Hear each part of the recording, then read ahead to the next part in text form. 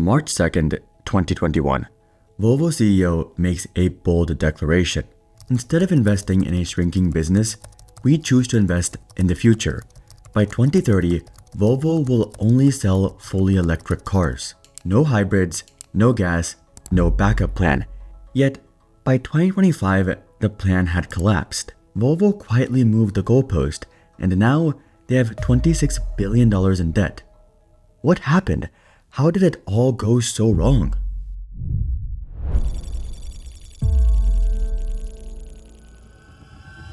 When people think Volvo, they think Swedish engineering and Scandinavian restraint. No flashy design language, no drama.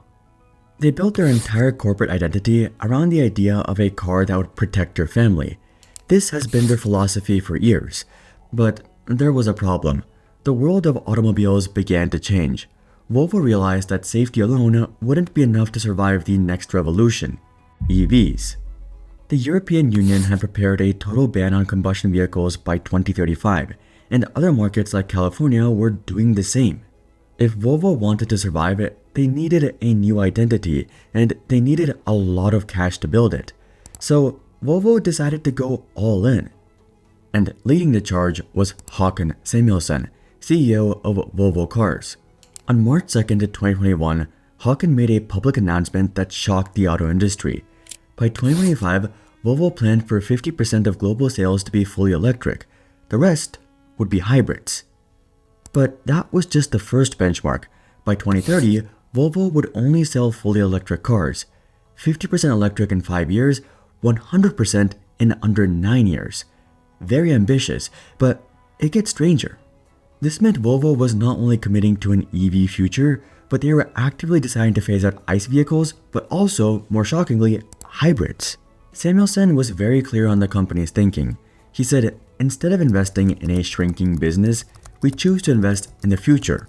For Volvo, the future was pure electric. Anything less, like a plug-in hybrid, was considered a part of the past, but this was a massive, expensive bet. Volvo was cutting off its combustion past and refusing to use hybrids as a bridge. Basically, its entire business and money-making engine would stop. The logic was based on two big assumptions. First, that government regulations would keep pushing adoption forward. Everyone would move into an EV future by 2035. Government support, subsidies, and interest in EVs would keep growing. Second, that charging infrastructure would grow fast enough to support mass adoption. Also, they positioned the decision as a profitable choice. Stop wasting money the old way and invest everything into the new electric future. But Volvo had a big challenge ahead. An EV pivot of this scale is a multi-billion-dollar operation. It requires massive investments in research and development, retooling factories, and completely rebuilding supply chains. Volvo needed a huge amount of capital to fund this 2030 vision. Luckily, they had a plan to get the cash. In October 2021, Volvo Cars prepared for an initial public offering or IPO. This was their chance to raise the billions they needed to fund their all-electric dream. The company aimed for a valuation of $23 billion and planned to raise around $2.9 billion in fresh cash. But it didn't go as planned. The world was dealing with a crushing semiconductor shortage, which was slowing down car production everywhere. Investors weren't so sure about Volvo at this time. Volvo had to cut the size of its IPO. In the end, they raised $2.3 billion and the company was valued at $18 billion. Less than they hoped for, but still a huge cash injection. CEO Samuelsson said he was totally convinced that this amount would be enough to fund the transformation. With the money secured, Volvo pushed forward, announcing their new flagship fully electric SUV, the EX90, in November 2022. Deliveries were scheduled to begin in early 2024. The electric future was officially underway. Volvo seemed ready to take on the EV challenge. New funding, a new flagship model. What could go wrong?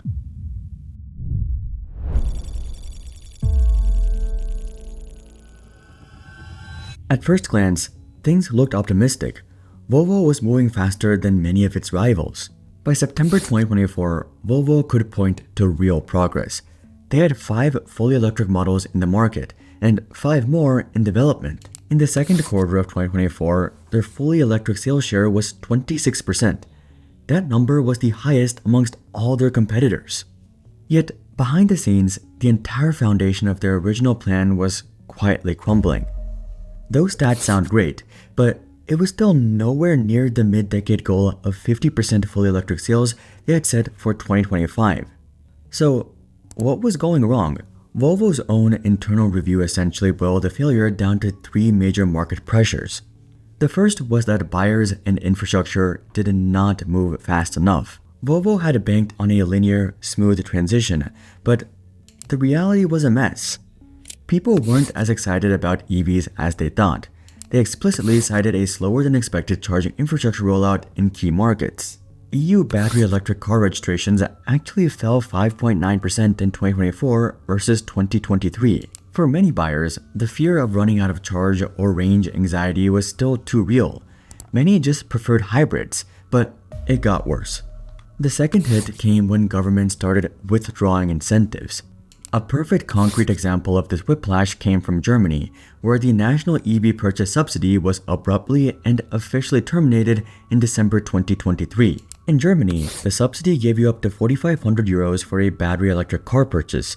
This was a huge driver for EV demand. Then, Germany abruptly ended applications for the subsidy in mid-December 2023. EV sales began to slow and fast, and it wasn't just Germany either. Everyone seemed to be dropping EV subsidies, but that was just the first problem. The second was the product and software delays. Volvo's flagship electric SUV, the EX90, was delayed multiple times because of software development and testing issues. EX90 production was pushed back to the first half of 2024 for more software development and testing. In the second quarter of 2025, Volvo announced a huge 11.4 billion Swedish krona non-cash impairment charge. Basically, they wrote down part of what they expected to make and their expected profitability on these cars. The EX90 and its platform would have reduced profitability over its life cycle. The cost of building the future was becoming an immediate financial burden. And that 2030 deadline was still looming, as well as the 2025 one. They had promised investors these benchmarks, but it was all going wrong. Then came the third pressure, possibly the worst of all. Something was flooding into Europe from China. Cheap EVs.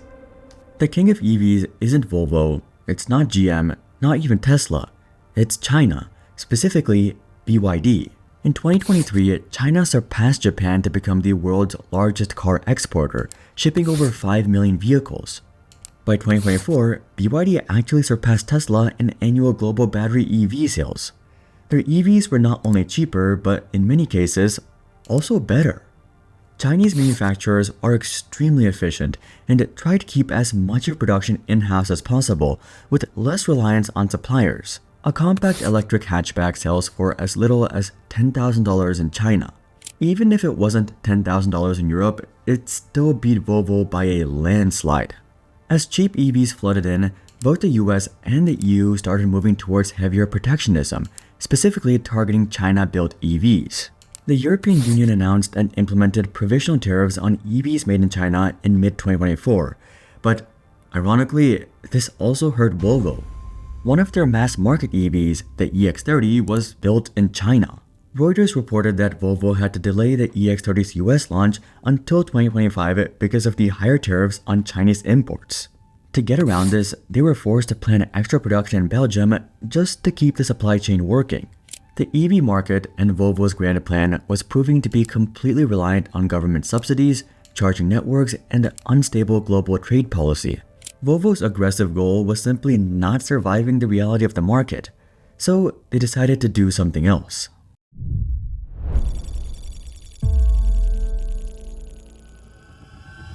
Over the past 8 years, we've posted 1,100 videos, yet we still haven't crossed 1 million subscribers. We are close though, and I believe 2026 is the year, and if you subscribe right now, we can actually make that a reality. Volvo's bold binary goals were falling apart under the weight of market reality and political uncertainty.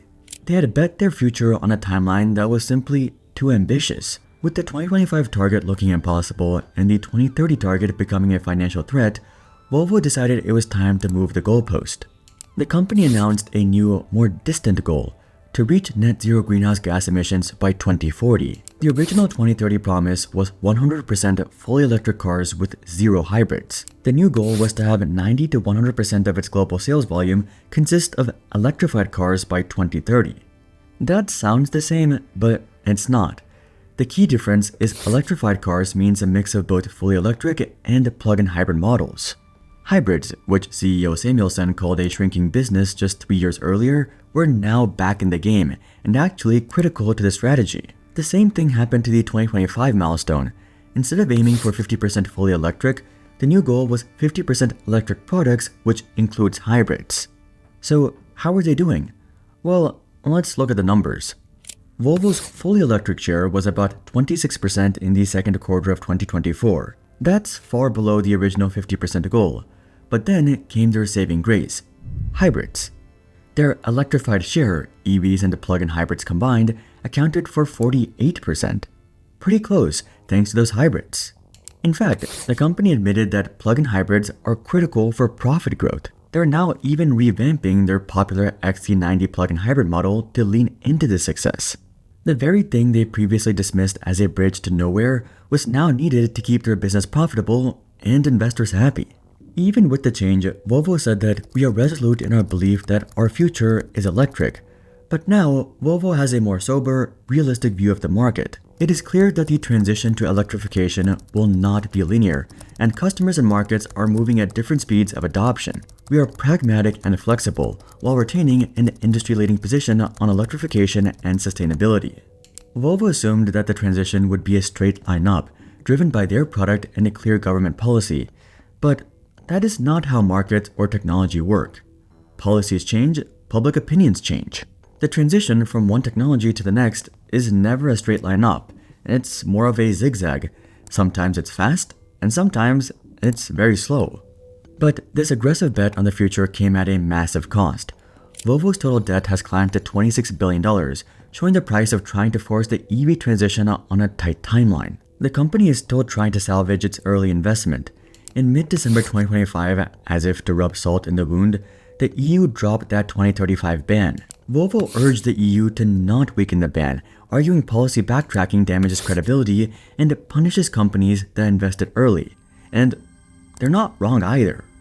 Many governments have been inconsistent with support for EVs and have essentially tricked companies like Volvo into going all in, then backed out. The world had gone all in on EVs. It was electric or nothing. Then in just a few years, it quietly backtracked. Even so, a 100% goal is almost impossible, at least in under 10 years, especially when it's almost entirely reliant on incentives, trade policy, and software. Not only that, Volvo disregarded hybrids when they were actually the superpower for battery vehicles. Are EVs bad? No, but the wild bet Volvo made probably was. Someone else who went all in on EVs and is paying the price is Porsche. Check out this video to learn more, but until then, I'm Hari and I'll see you guys on the next one.